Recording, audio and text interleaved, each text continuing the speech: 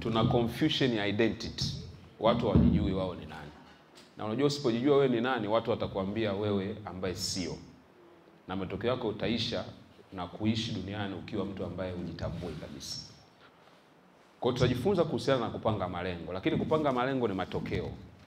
Ukipanga malengo bila kuwa na msingi sahihi, malengo yako hayataweza kutimia. Kwa leo tutagusia mambo makubwa mawili. Tutagusia kitu kinaitwa purpose na tutagusia kitu kinaitwa plan. Kusudi na mipango. Hatuwezi kuwa na mipango kama hatuna kusudi. Haiwezekani. Na wakati mwingine tukipata fursa tutajifunza kuhusiana na passion sasa. Lakini leo naomba tugusie vitu viwili. Purpose and plan. Kusudi na mipango. Okay? Kwa hiyo mtu mmoja anaitwa John F. Kennedy alikuwa rais wa Marekani. Alisema hivi, ukiwa na juhudi na ukiwa na ujasiri wa kufanya mambo lakini huna mwelekeo katika maisha, wewe utakuwa ni mtu uliyefeli. Yaani ukiwa na juhudi na una ujasiri lakini huna mwelekeo, wewe ni mtu ambaye umefanya nini? Umefeli. Wanaofeli duniani sio wavivu.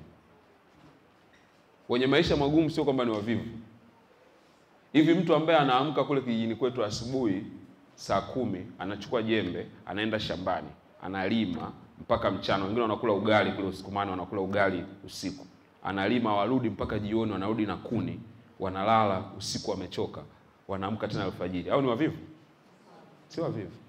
Kwa hiyo unaweza ukawa na bidii lakini ukaishi tu maisha magumu. Mtu ambaye anafanya kazi kwenda sokoni pale, anabeba mizigo, anaamka wakati umelala. Saa 10 anaenda kuwai malori anakuleta mazao. Anafika pale anabeba mizigo, anatoka na jasho. Wengine wale wanaendesha na maguta, unakuta amevua na shati, anaendesha guta, amechoka kweli kweli. Mpaka usiku anaenda amelala, lakini siku nzima anatengeneza hela kidogo sana. Kwa hiyo sio mvivu yule. Ila lack of direction. Usipojua unatafuta nini, usipojua unataka nini, usipojua wewe ni nani kwenye maisha, utaweka juhudi zote lakini utapata matokeo. Kwa hiyo tunasema kuna aina mbili za watu tunapofika kwenye mambo ya purpose na plans. Kuna watu ambao wako kwenye progress, wanapiga hatua za kimaendeleo, wanapiga hatua. Alafu kuna watu ambao wako kwenye movement, wenyewe tu wanaamka asubuhi, wanaenda, wanarudi, wanaamka asubuhi, wanaenda, au wako kwenye movement lakini hawako kwenye progress. Kuna tofauti sana duniani hapo, sifiki kama kila mtu anaendelea mbele. Kuna ambao wanakimbia na kuna ambao wanaenda mbele. Ni vitu tofauti. Muulize jirani yako, wewe uko kundi gani kwanza? Tujuane kabla tuendelee hapo. Mnafahamu ile treadmill ya kufanya mazoezi mtu anaweza akakimbia pale masaa hata saa nzima, si ndio? Akatoka na jasho, si ndio? Lakini kuna mahali anaelekea. Atajivunia tu, mimi leo nimekimbia kweli. Swala sio kukimbia. Swala ulikuwa unaenda wapi? Kwa nini useme tu nilienda seminar, tumeambiwa tufanye bidii? Swala sio tu kufanya vitu. Swala wewe unaenda direction gani? Sasa tunachokifanya hapa ni cha kukutengeneza wewe na specific direction, kuwa na mwelekeo sahihi wa maisha yako ili uone matokeo. Ili unaposema namaliza mwaka 2020, kuna kitu tangible kinachoonekana ambacho kinashikika. La sivyo utakuwa unafurahia mwaka mpya. Kwa sababu watu wengi wanafikiri mwaka mpya ni mabadiliko ya kalenda. Mwaka mpya sio mabadiliko ya kalenda. Mwaka mpya ni mabadiliko ya mtu. Hakuna mwaka mpya pasipokuwa na mtu mpya. Ndio maana China wanasherehekea mwaka wao tofauti na sisi. Ingekuwa kama lazima wewe mwaka wetu ndio wewe mwaka mpya, maana yake ingekuwa inabidi lazima tusubiriane duniani. Kwa hata mimi leo naweza nikatangaza kuanzia leo mimi nasherehekea tarehe 14 mwezi wa 12 ndio mwaka wangu. Huna cha kunifanya, kwa nini unifanye? Nasherehekea tu. Lakini haimaanishi nitabadilika, si ndio? Kwa watu wengi wanaona kama kuna muujiza fulani utatokea tarehe 31 Disemba. Na mwaka 2020 unajua ulivyokaa, yani umekaa kidesign, yani mwaka mzuri 2020. Yani kwamba mwaka huu lazima mambo yawe mazuri. Na wengi ikifikaga mwaka wa uchaguzi ndio wanaona kabisa serikali ndio inataka kubadilika, yani wanaona na wao vile kuna mambo unaweza kubaki hivyo hivyo. 2020 ikaisha, 2021 ikaisha, mpaka unashangaa tu uzee unaingia hivi. Ukifika semina kama hizo, mimi siendi tena. Semina nishahudhuria tangu niko kijana, hamna kitu chochote. Kumbe ni kwamba umekosa kujua nini unatakiwa kukifanya. Tuko wote jamani Sasa, leo tutajifunza nini? Kuna objective 5 ambazo ukiziandika zitakusaidia kujua kama umepata ambacho nataka ukipata leo. Cha kwanza nataka tuelewe kuhusiana na purpose, understanding on purpose, kuelewa kuhusiana na kusudi. Cha pili, kuelewa umuhimu wa kusudi. Cha pili. Cha tatu, kugundua kusudi lako. Kugundua kusudi lako. Cha nne, kuoanisha mipango yako na kusudi lako. Aligning your plans and your purpose. Kuoanisha kusudi lako na mipango yako. Cha tano, tutaangalia kwa nini watu wanafeli kutimiza malengo yao. Kwa nini watu wanafeli kutimiza malengo yao. Alafu cha sita na cha mwisho, tutajifunza namna ya kupanga malengo yanayofanikiwa. Namna ya kupanga malengo yanayofanikiwa. By the time tunamaliza hapa, kama mambo yote hayo utakuwa umefanikishwa kuyaelewa na kujua ufanye nini kuhusiana na mambo hayo, manake wewe utakuwa ndo mshiriki mzuri wa hii semina. Utakuwa umefanikiwa vizuri. Yaani muda wako na pesa yako uliolipa itakuwa imeleta faida kwenye maisha yako. Ila ukikosea, ukakosa kimoja hapo, maana utakuwa hujajitendea haki kwenye maisha yako. Tuko pamoja eh? Sasa tuanze na cha kwanza. Tuelewe kuhusiana na kusudi. Tukizungumza kusudi, purpose. Kwa nini somo la purpose mimi huwa napenda kulizungumzia sana? Kwa sababu kwanza ni somo ambalo mimi binafsi nimeletea mabadiliko kwenye maisha yangu. Katika kitu nimehangaika nacho sana kwenye maisha yangu ni kujua kwa nini mimi nimezaliwa. Kwa nini niko hapa duniani? Kwa nini Mungu alinileta duniani? Nimekuja kufanya nini haswa? Kwa sababu usipokuwa makini unaweza ukafikiri uko hapa ili ule, ufanye kazi, pate mume au mke, mjenge nyumba, mununue gari, mpate wajukuu, uzeeke ucheze na wajukuu, ufe. Lakini kuna kitu kikubwa zaidi ya hicho. Na tafiti zinaonyesha kwamba ni 3% tu ya watu duniani wanaojua kwa nini wamezaliwa. Na kwa sababu hiyo, hii 3% ndio ina mafanikio makubwa kuliko 97% ya watu wote duniani. Kwa kitu kimoja hapo unatakiwa udetermine, ukusudie ndani ya moyo wako, ni kwamba uwe katika hawa watu wachache sana ambao wenyewe wanajua kwa nini wamezaliwa. Sasa kuna fakti 12 kuhusiana na purpose yako ambazo nitazitumia kukusaidia kufahamu. Key insight, mambo ya msingi ya kuelewa kuhusiana na kusudi lako. Cha kwanza, kusudi, insight ya kwanza kuhusiana na kusudi. Kusudi ni sababu inayofanya kitu kiwepo. Kusudi ni sababu inayofanya kitu kiwepo. Na tuko darasani, kwa hiyo tutaenda kidarasa eh? Kama una swali wakati naendelea unaweza ukaliandika pembeni, tutakuwa tuna muda pia wa kuulizana maswali. Kwa hiyo tunasema reason for why something exists, hiyo ndio kusudi. Kwa nini hichi kitu kipo? Hicho ndio kusudi chake. Kwa hiyo ninapozungumza kusudi langu mimi Joel, tafsiri yake nataka kujua kwa nini mimi na exist. Tunaelewana vizuri jamani? Kwa nini hii peni ilitengenezwa?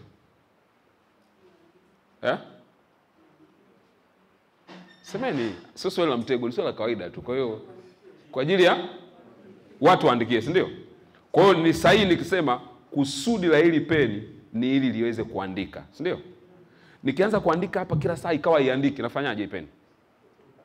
Naitupa, si ndio? Na wewe usipojua kusudi lako au usipofanya kusudi lako duniani, una haki ya kuishi. Unampa Mungu sababu ya kutokukulinda. Akulinda ufanye nini sasa? Kwani ukinunua viatu ulinunua ili vitembelee? Vimechanika chanika, ukivaa soli natoka unakanyaga, utakaa navyo ndani? Kwa hiyo mimi nawaambia watu njia mojawapo ya kumwambia Mungu niendelee kuniweka duniani ni kwa sababu bado ninalijua kusudi langu na bado naendelea kuliishi. Kwa kusudi ni kwa nini kitu kipo. Namba 2.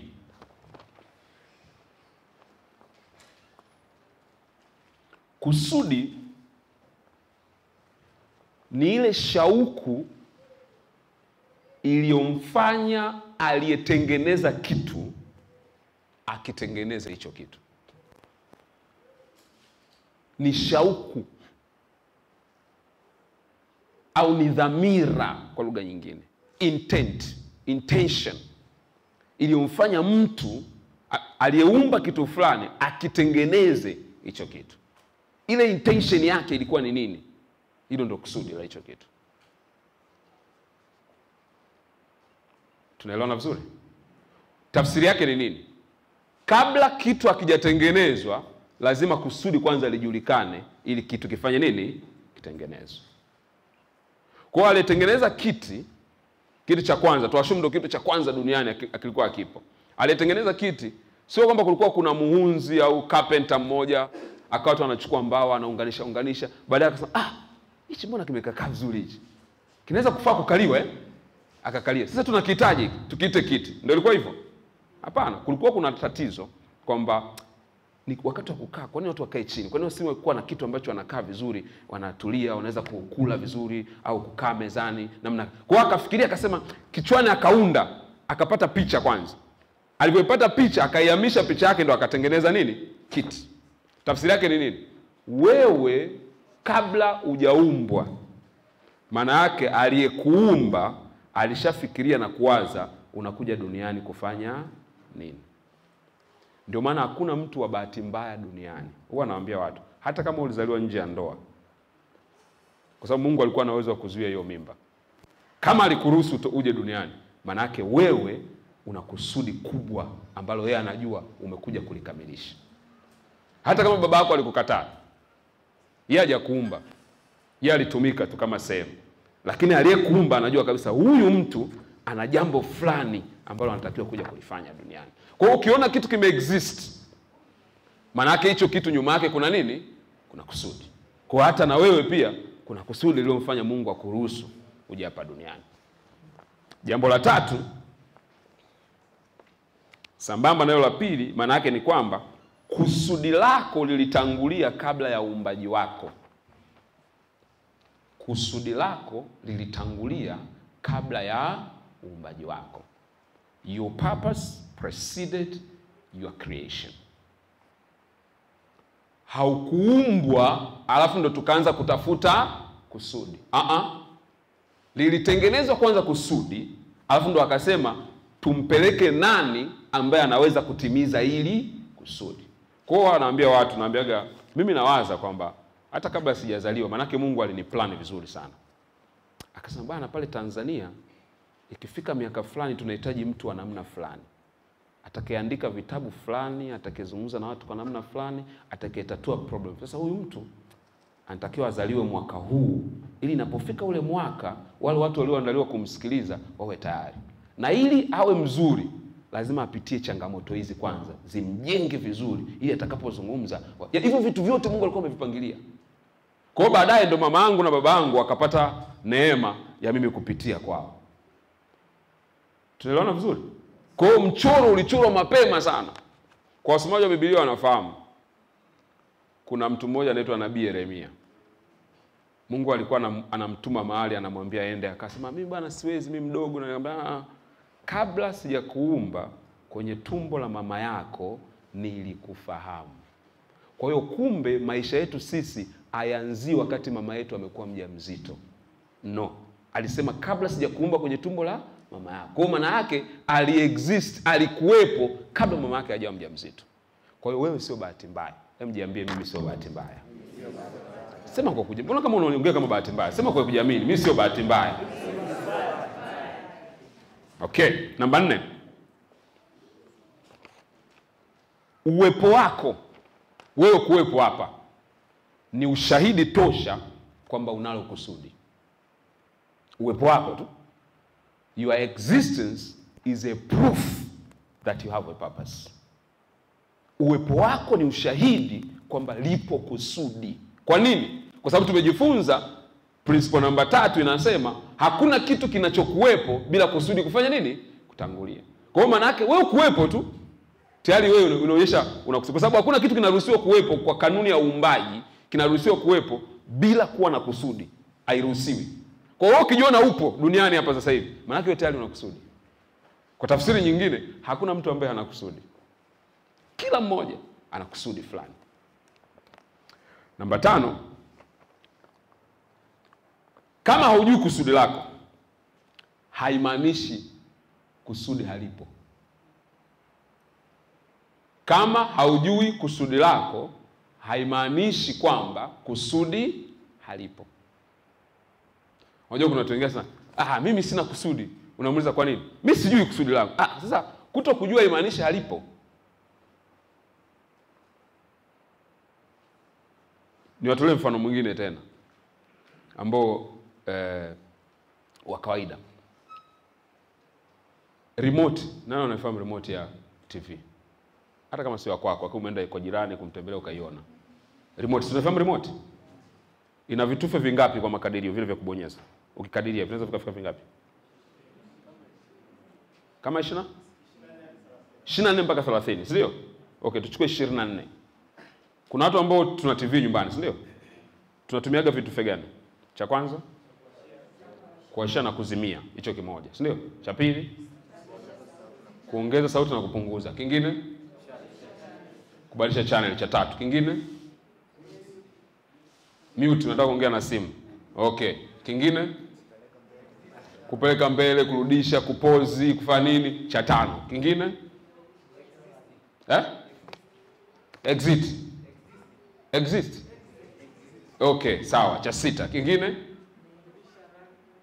kubadilisha rangi. Wangapi mbadilisha rangi mara mwisho hapa? Hivyo mpaka uwe fundi kidogo. Wewe utakuwa fundi wewe. Kubadilisha rangi hiyo kali sana. Kingine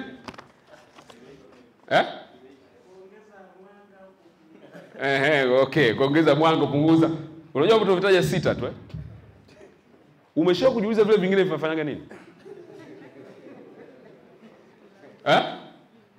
Wewe upo tu, lakini unajua walipokuuzia TV kila kitufe walihesabu gharama yake. Kwa hiyo bei ya TV pale inajumlisha kila kitufe. Lakini kuna watu wanatumia remote mpaka TV inakufa na wanatupa. Hawajaweza kujiuliza. Na menu tunapewaga. Hawajaweza kujiuliza hivi vinafanya nini? Ilimradi tu kinawasha, inawasha, inazima, inaenda mbele, inabadilisha channel. TV yangu iko okay. Sasa kama wewe hujui vile vitufe vitafanya kazi gani, inamaanisha havina kazi? Ila wewe ndio hujui. Sasa hivyo kuna watu ni kama ile remote. Hawajui kusudi lao ni nini. Kwa hiyo wanaishi duniani waki-underutilize uwezo wao. Kwa hiyo wanaondoka, kumbe kuna vitufe vingi sana vya maisha yao ambavyo hawajavibonyeza kwa sababu hawajui vinafanya kazi gani. Na wakifa tunasema kwa kweli marehemu Mungu alimpenda zaidi ingawa sisi tulimpenda. Mungu kule anakasirika. Sasa mimi nimempenda vitufe 26 ametumia kimoja tu. Nimempenda nini? Hasara tu ameletea hapa duniani. Mwambie jirani yako usimtie hasara Mungu bwana. Kwa hiyo kama haujui kusudi haimaanishi kwamba kusudi halipo. Kwa hiyo sio kasema mimi sina kusudi. Kwa nini? Mimi kusudi langu silijui. Sema tu mimi silijui kusudi langu. Lakini haimaanishi kwamba hauna kusudi. Kila mtu ana kusudi. Namba 6. Umetengenezwa na uwezo wa ndani kutimiza kusudi lako. Umetengenezwa na uwezo wa ndani kutimiza kusudi lako. Kuna kitu kinaitwa innate ability. Yaani kuna uwezo ambao Mungu ameshakuwekea ili utimize lile kusudi ambalo upo. Kwa hiyo hii microphone iliyoishika hapa imeshatengenezwa, kusudi lake yenyewe ni kunasa sauti yangu, si ndio? Kwa hiyo imeshatengenezwa na uwezo wa kunasa sauti. Sihitaji kufanya chochote cha kukiongezea hapa ili itwe microphone. Kwa sababu ilipotengenezwa, ilipotolewa kiwandani, imekamilika. Inachotakiwa ni kuona tu inaunganika na vitu gani ili ifanye kazi yake vizuri. Sasa na wewe ndivyo hivyo. Ulivyoumbwa kuna uwezo, kuna installation. Siku hizi ni rahisi kuelewa kwa sababu tunatumia simu, smartphone. Ukinunua smartphone wanakuambia download application gani ili uweze kutumia. Sasa zile application Mungu ameziweka tayari ndani yako. Unachotakiwa kufanya ni kujua namna kuzi-update ili ziweze kufanya kazi vizuri. Kwa hiyo tayari una uwezo ndani yako. Sasa kinachotokea ni nini? Watu wengi sana wanajaribu kufanya kitu ambacho hawajaumbiwa kufanya. Mwanafalsafa mmoja anaitwa Albert Einstein alisema hivi: ukimhukumu samaki kwa uwezo wake wa kupanda juu ya mti, samaki ataishi maisha yake yote mpaka anakufa akiamini kwamba yeye ni mjinga, hana akili, kwa sababu hajaumbwa ili kupanda juu ya nini? Ya mti. Kwa hiyo ukimchukua samaki, panda juu ya mti, hauwezi. Afu namchukua na nyani, panda juu ya mti, tena amepanda. Unaona mwenzako nyani? Wewe una akili kabisa wewe. Kwa hiyo samaki ataishi akiamini kwamba yeye nini? Hana akili. Lakini kweli samaki hana akili? Anazo. Ila kwa nini? Uwezo na kusudi aliloumbiwa, anatakiwa aendelee kuishi kwenye maji. Lakini yeye anajaribu kuishi kama nyani. Matokeo yake nini? Atafeli. Sasa kuna watu ambao uwezo wao wanatakiwa wawe samaki, lakini wao malengo walionayo kwenye maisha, vitu wanavyovitamani kwenye maisha, wanataka kupanda juu ya mti. Matokeo yake nini? Wanafeli kabla hawajaanza. Na ndio maana lazima tujifunze kuhusiana na kusudi. Kwa sababu samaki nikimtoa kwenye maji nikamleta nchi kavu, nahitaji kumuua. Sihitaji kumuua, si ndio? Na unahitaji kumkemea, kufa. Hamna. Yaani unahitaji kufanya chochote. Ukimtoa tu ukimweka hapa, unamwangalia tu dakika chache anafanya nini? Anakufa. Na wewe ndivyo hivyo. Kama kusudi lako lilikuwa linakutaka uwe kwenye maji, ukajaribu kuwa sehemu tofauti, uhitaji. Ndio maana wakati wengine makanisani nikifundisha naambiaga wakati mwingine shetani anasingiziwa tu. Hata usiki. Yaani mwenyewe anashangaa, jamani, wao wanadamu jamani. Hili na lenyewe, hii si ni mwenyewe huyu kabisa, ule ujinga wake huu. Hausiki kabisa. Lakini kwa sababu kila kitu tunaaminisha kwamba umelogwa, si nguvu za giza, kila mtu anaamini kwamba hapa hao hanipendi. No, wakati mwingine ni wewe mwenyewe tu. Wewe ni samaki, umejitoa kwenye maji, umejifanya unaenda kuota jua nchi kavu. Au mhitaji mtu akufanye chochote. Unakufa tu kifo chako vizuri, unaenda zako unakoenda. Tunaona vizuri? Okay. Namba ngapi tupo? Tunaingia namba 7, si ndio? Kuna mtu ananifuatilia? Namba 7. Unaweza kutimiza kusudi lako kwa kuwa wewe. You can only fulfill your purpose by being yourself. Unaweza kutimiza kusudi lako kwa kuwa wewe. Originality. Kati ya vitu tunavimisi sasa hivi duniani ni watu ambao ni original. Watu wengi ni fake. Yaani watu wanaishi maisha ambayo sio halisi. Unavyowaona na walivyo kiuhalisia ni vitu viwili tofauti. Au mwingine anatamani kuwa kama mtu fulani. Ngoja nikwambie. Yaani kwa Mungu jinsi alivyotuumba, kila mmoja wetu hapa anaweza kuwa star. Kila mmoja wetu hapa anaweza kuwa mtu mkubwa. Kwa mtu mmoja siku moja alikuja kuniuliza akaniambia, "Sasa wewe unafundisha kila mtu afanikiwe. Sasa nani atamuomba mwenzake?" Nikamwambia, "Sasa si wewe kama unataka kufanikiwa ndio utaniomba. Kwani tatizo liko wapi? Wewe chagua. Kwani kuna mtu amkulazimisha? Wewe kama unataka, mimi nikisema nitafanikiwa, wewe sema sitafanikiwa. Shida iko wapi? Mimi nikisema nitakuwa tajiri, wewe sema mimi nitakuwa maskini. Shida iko wapi? Kila mtu aseme anachokitaka. Kwa nini nakuuma? Yaani kwa nini mtu akisema hapa kwamba mimi siku moja nitakuja kwa, kuna watu wanakasirika. Unakasirika nini? Wewe si useme mimi siku moja nitakuwa maskini, nitakuwa naomba, watoto wangu watakuwa naomba, nitakuwa nalala na njaa. Si useme.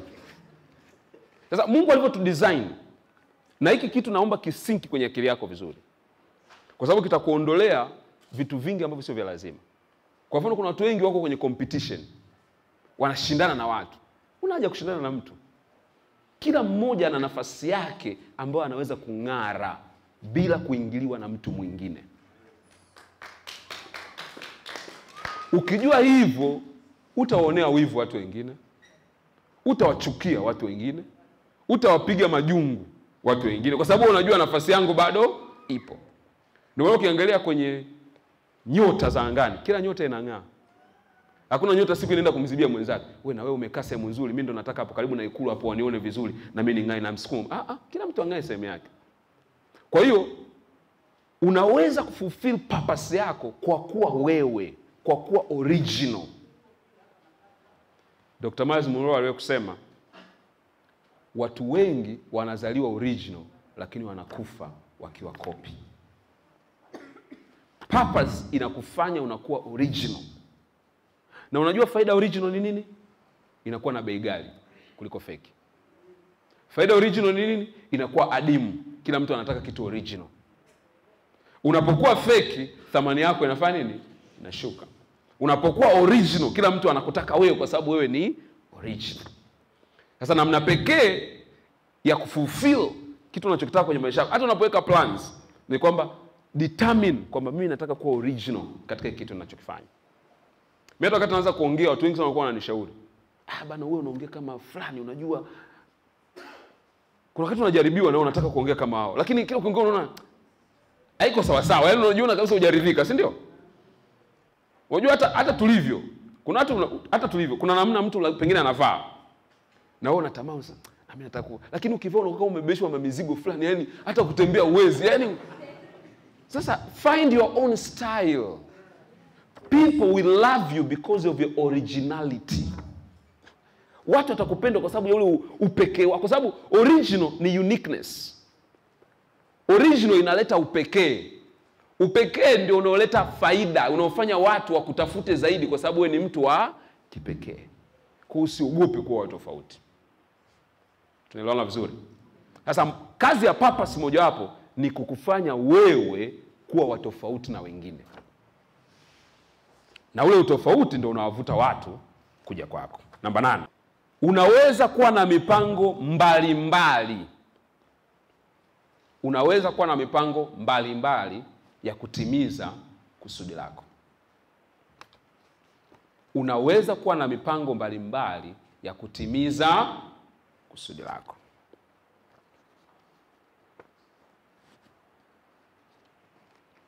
Tafsiri yake ni nini?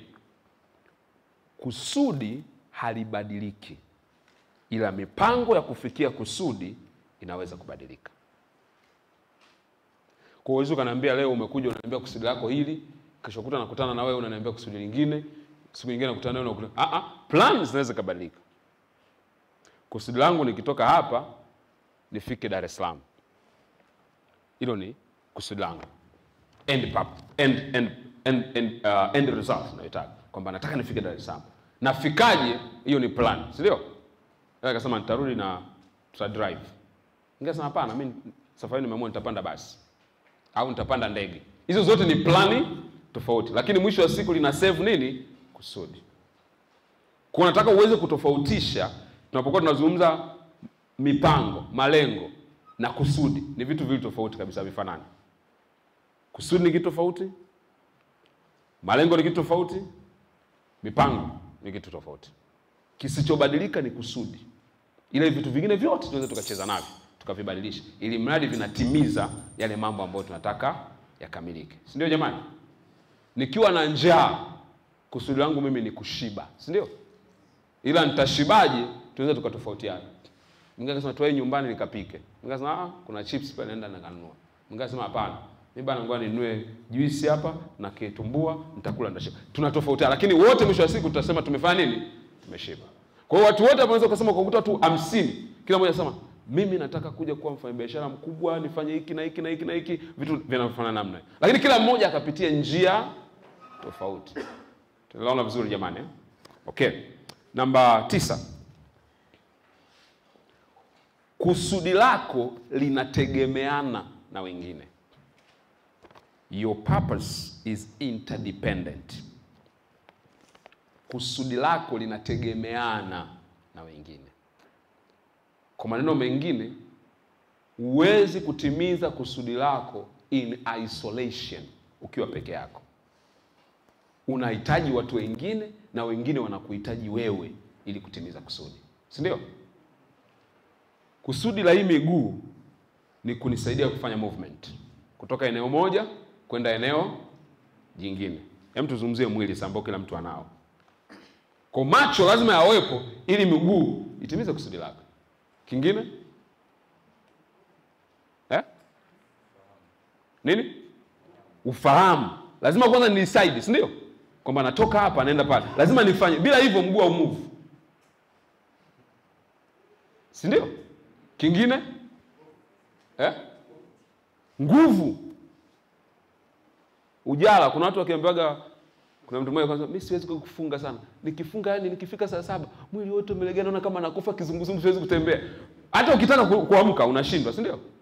Kuna watu ambao miguu nayo haina shida, lakini yuko hospitalini ni mgonjwa. anaumwa, hana nguvu za kutembea. Kwa hiyo miguu inaweza kutembea, lakini inahitaji nini? Nguvu. Na kuonyesha namna ambavyo purpose yako iko interdependent, imekuwa connected na vitu vingine. Si ndio? Kingine unachohitaji? Unahitaji njia ya kupita. Unahitaji njia ya kupita. Kingine? Unahitaji balance. Hivyo unafikiri kutembea ni rahisi Kuna hiyo michezo watoto tulikuwa tunafanya, unazunguka hivi, afu unaachiwa. Ushakuiona ile? Unaweza ukafika pale? Unahitaji balance, na balance ni function ya ubongo. Ndio maana mtu akilewa, kitu cha kwanza kinaathirika ni balance. Anakuwa anajua anakotaka kwenda. Yaani kwenye malengo tuko hivyo hivyo. Kuna watu vitu vinawalewesha kwenye malengo. Amefika Januari yuko soba vizuri. Februari ameshaleweshwa na maisha, unakuta tu anaenda hivi, anarudi nyuma, anaenda. Disemba tunafika hakuna mahali ameenda. Ameandika tu lakini hamna kitu. Okay? Kwa hiyo kusudi lako wewe linategemeana na makusudi ya watu wengine. Ndio maana kuna mtu mmoja alikuwa anatoa ushuhuda pale akasema kuhusiana na power of association. Nafikiri ni MC wetu hapa kwamba kuna watu ukiambatana nao wana uwezo wa kukutoa nje ya kusudi lako. Ukashindwa kutimiza kusudi, sio kwa sababu una uwezo, sio kwa sababu ulijui, lakini kwa sababu ile interdependence, umekaa na watu ambao hawahusiani na unakotaka kwenda. Kwa matokeo yake mwisho wa siku unashindwa kufika unakotakiwa kwenda. Tunaelewana vizuri jamani?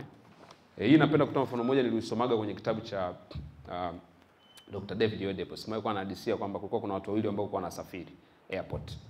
Na walikuwa wamekaa pale sema kusubiria ndege, ambao ndege ndio zinaitwa, kila mmoja anapanda. Mmoja kama muongeaji, sio kukutana na mtu ambaye yani anaongea mpaka unataka kukereka. Alafu na wajuani wamekutana tu hapo. Alafu mwingine mpole. Kwa hiyo mwingine anaongea kweli. Baada hapo ndege ikaitwa. Yule mwingine ambaye sio muongeaji akamwambia, bwana, ndege yangu imefanya nini? Imeitwa, naomba niende. Akaanza kumuuliza, na kwangu umeisikia? Akasema, mimi kwa sikisikia ya kwako, nilikuwa nasikiza ya kwangu. Kwa sababu kwa nenda sehemu mbili tofauti. Alipoenda kwenye desk kuuliza, akamwambia, ndege yangu mbona ilishaitwaga muda mrefu sana?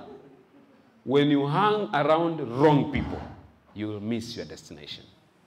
Ndio maana unapokuwa kusudi inakusaidia kujua interdependence, kwamba nani hasa anatakiwa unganike na kusudi ambao nilio nalo. Tuko pamoja? Namba 10. Kusudi ni la kudumu. Purpose is permanent. Kusudi la kudumu. Tunaweza kubadilisha design, tunaweza kubadilisha quality, lakini tunataka kutimiza kusudi lile lile. Unaweza kubadilisha kama peni ambayo nimetolea mfano Kuna peni za aina tofauti, ndio. Zote tunasema zinatusaidia kuandika. Lakini ukichukua peni 3-4 hapa, muundo utaona uko tofauti, rangi iko tofauti, namna zinavyoonekana ziko tofauti, lakini zote kusudi lake ni moja. Maana yake ni kwamba tunaweza tukawa tuna makusudi ambayo yanatupeleka sehemu moja, lakini design zetu zikawa ziko tofauti za kufikia hilo kusudi.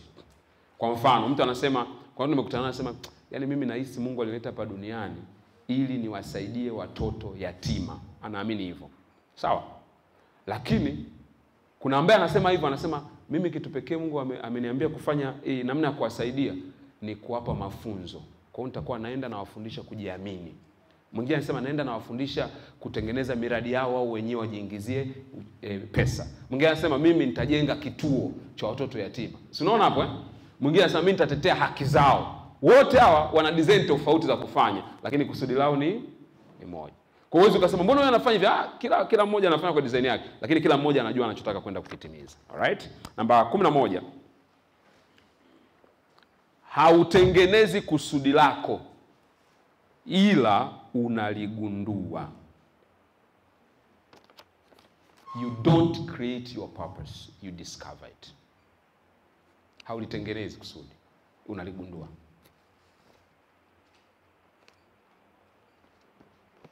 Kwa hiyo unapoona kitu usemi kwamba sasa ngoja nitengenezee kusudi hichi. Wewe unagundua kumbe hii mic kazi yake ni kunasa sauti. Kumbe hii peni kazi yake ni kuandika. Unaligundua lile kusudi, lakini haulitengenezi. Kwa hiyo wewe pia utengeneze kusudi lako. Unachotakiwa kufanya ni kuligundua kwamba hivi mimi kusudi langu ni kitu gani kwenye maisha yangu. Na cha mwisho, kusudi lako sio kwa ajili yako, ni kwa ajili ya watu wengine. Naomba hapa nisisitize vizuri sana. Kusudi lako sio kwa ajili yako, ni kwa ajili ya watu wengine. Ukisikia mtu anasema mimi bana kusudi langu nataka kufanya biashara mkubwa, nipate pesa, nijenge gorofa, niishi maisha mazuri, unaweza so what? Basi ndio hivyo tu. Yesu unajua tunataka tuenjoy maisha bana. Hiyo sio kusudi. Hiyo tunaita ambition. Mungu alivyotuumba, na naomba unisikilize, ukiweza kupata hii secret itakusaidia sana. Naomba unisikilize vizuri sana. Mungu alivyotuumba, tunatakiwa tutajirike na kupata pesa ikiwa ni matokeo ya sisi kuliishi kusudi letu linalogusa maisha ya watu wengine. Naomba nirudie tena. Tulivyoumbwa, ili upate pesa zisizoisha, ili ufanikiwe kwa kiwango kisichoisha, ni kwamba unatakiwa uliishi kusudi lako katika namna ambayo inagusa maisha ya watu wengine, na wale watu wengine wakulipe pesa kwa sababu ya wewe kuliishi kusudi lako. Nitapa mifano. Diamond anaimba, Alikiba anaimba, sio Harmonize anaimba nyimbo, si ndio? Wamepewa kipawa cha kuimba, wana entertain watu. Ukiwauliza utasema bana mimi naimba, naona nimeletwa ili niwaburudishe watu, wafurahie, waondoe stress. Mimi nafikiri ndio kusudi lao. Ndio atasema hivyo, si ndio? Wanajiimbia wenyewe. Wanapataje hela? Wanaimba, wewe unafurahi. Ukifurahi unawapa hela kwa sababu wameishi kusudi lao.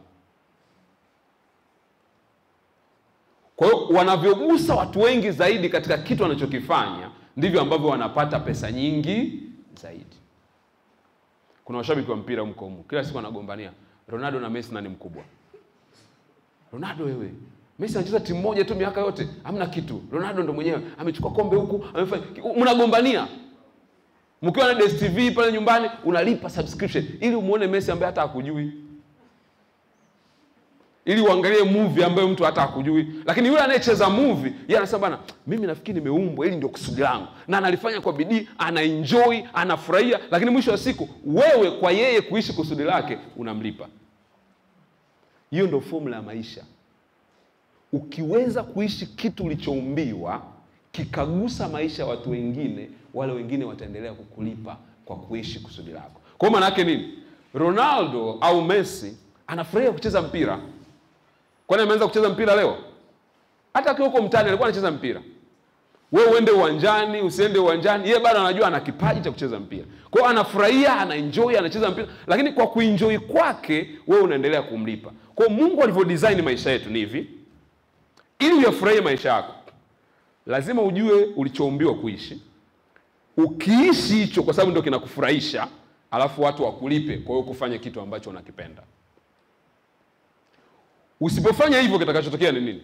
Kuna kitu utakuwa unakifanya lakini kinakupa stress ingawa kinakupa hela. Ndio maana ukuta mtu anakuambia yani kazi bana. Yeye anatafuta tu, yani nipo najishikiza. So unajua kuna watu wanajishikiza mpaka wanazeka. Yani mimi nipo tu najishikiza hapa, najishikiza. Lakini anajishikiza mpaka yani amejishikiza mpaka amekamatika. Yani sio tena kujishikiza, amegundishwa. Ameshindwa kufanya. Lakini anachukia, sio kwamba hela hapati. Mshahara anafanya nini? Anapata. Lakini hafurahii kwa sababu hakuumbwa kufanya hicho kitu. Kwa design ya maisha iko hivi. Jua kusudi lako. Liishi kwa sababu tayari una uwezo nalo na litakufurahisha kwa sababu ndio passion yako unayogundua huko ndani. Kwa hiyo utakuwa unafanya huku ukienjoy. Lakini wewe kwa kuenjoy kwako kuna wafanya watu wengine waguswe na kile unachokifanya alafu wakulipe in return. Sio kama mmenielewa hapo vizuri? Nani ameelewa hiyo formula? Wengine bado hawajaelewa. Kwa tafsiri yake ni nini? Ndio maana mimi mtu yote akija kuniuliza hivi, hata juzi kuna mtu alikuwa amenitumia message ananiambia na milioni, anasema 12 nafikiri. Na milioni 12. Nifanye biashara gani itakayonilipa? Hilo sio swali sahihi. Sio swali sahihi. Kwa sababu kwenye kila biashara unaofikiri inalipa, kuna mtu analia na ameilani hiyo biashara hataki kuiona. Na kwenye kila biashara unasema haifai, kuna mtu ametajirikia kupitia hiyo biashara. Hakuna biashara inayotajirisha au inayofelisha, ila kuna mtu wa aina fulani ambaye akiingia hiyo sehemu anaweza kufanikiwa. Kwa badala kutafuta kitu sahihi, lazima kwanza uwe mtu sahihi. Sio kama kuna mtu ananielewa vizuri hapo? Kwa cha kwanza unatakiwa ujue, kwa sababu ndio formula, ndio kanuni, na ukielewa hii kanuni itakuelezea mambo mengi sana. Wala unafuatilia mitandao, mimi naandika kila siku. Kila siku lazima ni post. Kiamka tu asubuhi, na ni hobby, na sijaanza leo, na miaka mingi sana nafanya hicho kitu. Hata kabla sijaanza kulipwa. Yaani ninachokifanya leo ndicho hicho ambacho nilikuwa nakifanya zamani. Sema kwa sababu watu walikuwa wanijui. Lakini the same thing. Kwa mimi si struggle. Kwa hiyo ni kitu njoo ufundishwe si manager wa kurugenzi. Si struggle, ni kitu cha kawaida tu na na enjoy. Nitasoma, nitajiandaa, nikaenda pale naongea. Wananilipa kwa kufanya kitu ambacho mimi nakipenda. Na ndivyo tulivyo designiwa. Sasa tafsiri yake nini? Maana mimi naweza nikafanya mpaka nazeeka. Kwa sababu si feel pressure yote, sioni stress yote. Na kwa sababu nafanya hicho kitu, kuna vitu, nimesema pale mwanzo kwamba unapokuwa na kusudi kuna inability ambayo Mungu anakuwa ameweka inayoendana ile na kusudi. Kwa mfano, mimi napenda kusoma vitabu by nature tu. Kuwe na mtihani, kusiwe na mtihani. Yaani usomaji wa vitabu ni part and parcel ya maisha yangu. Kwa hiyo ukiniambia bwana njoo tufundishe sio kitu fulani na nini, naweza nikakaa chini, nikasoma topic ambayo sijawahi kuisoma maisha yangu.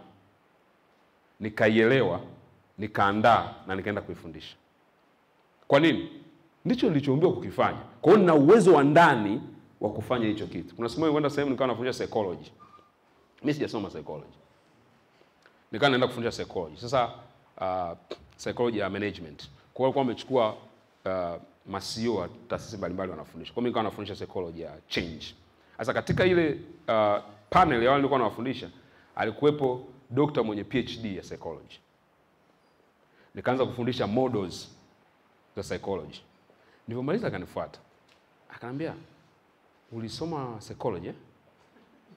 Nikamwambia nilisoma lakini sio chuoni. Kama unasoma, nikamwambia na vitabu nasoma out of interest. Akasema hichi unachokifundisha, mimi kuna wanafunzi na wasimamia wa PhD. Kuna mmoja ndo project yake, yani ndo anaandikia kwenye ile eneo. Kama basi na mimi unichukue tu tumalize afu tumalizane tu. Lakini nachotaka kusema nini? Ni inability ambayo ipo kwa sababu ya kusudi ambalo ninalo. Sasa wewe ukijaribu kufanya utashangaa uwezi. Utasema mbona mimi siwezi? Kuna cha kwako ambacho mimi ukikifanya nikikuona nitakuwa nakutamani. Nitakuwa natamani sasa ujamaa sasa ana kitu cha kipekee sana. Na mimi nitakuwa nakuadimaya wewe. Na wewe pia unaniadimaya mimi. Kwa mwisho wa siku kila mtu anamwadimaya mwenzake, maisha yanaendelea. Hakuna kugombana, hakuna kufanya nini. Mfano mwingine. Embe, mti wa mwembe, ukizaa embe, auli embe. Mti wa embe unakula embe? Mchungwa unakula machungwa? Kusudi lako wewe sio la kwako. Tunautunza mwembe kwa sababu unatupa nini? Matunda ya kula. Kwa hiyo tunaupalilia, tunautunza, unatupa vizuri. Kwa hiyo kwa kuendelea kuzaa maembe ndio anaendelea kutunzwa vizuri. Na wewe hivyo hivyo kwa kuendelea kufanya kitu ambacho kinawafaidisha wengine, kinawagusa wengine, ndivyo wale watu wengine watakupa thamani yako. Kwa hiyo unapoweka malengo yako usiweke tu hivi hivi. Hata kwenye uumbaji. Binadamu tunavuta nini? Hewa gani? Oxygen. Tunatoa nini?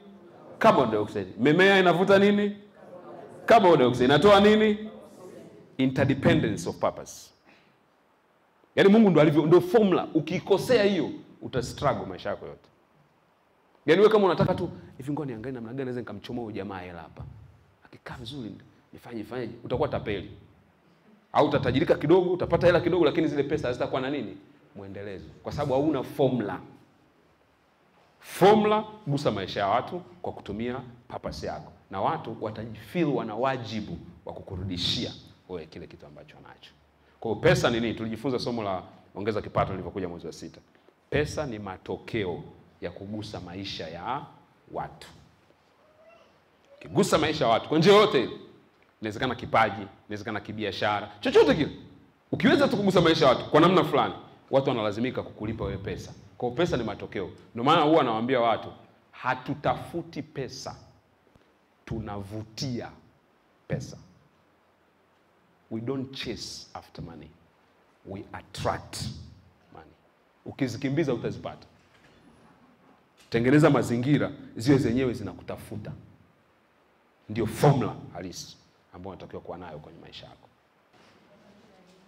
Yaani wewe ukae mpaka fikiria mpaka umezeeka, yaani umekuwa mtu mzima. Hivi fikiria umeshakuwa mzee mfano na miaka 90. Afu kijukuu kinakuja kuuliza, "Babu, hivi kusudi lako lilikuwa nini tangu unakuwa hapa duniani?" Utajisikia vizuri kweli? Kwa hiyo ni kitu ambacho lazima ulipe gharama. Na watu wengi hawataki kujishughulisha kwa sababu ni kitu kinaonekana kigumu. Sasa unawezekana leo usijue moja kwa moja, lakini at least mimi ninachotaka uondoke hapo ukiwa na at least mwanga sehemu ya kuanzia ili ukalifanyie kazi zaidi. Tunaona vizuri Ukiweza kujua kusudi lako, swala kupanga goals, plans ni kitu kirahisi sana. Kwa sababu utapanga kulingana na kusudi na una uhakika lazima utafanikiwa. Assurance ya kwamba mimi lazima nitafanikiwa haitokani na ubora wa kuweka mikakati.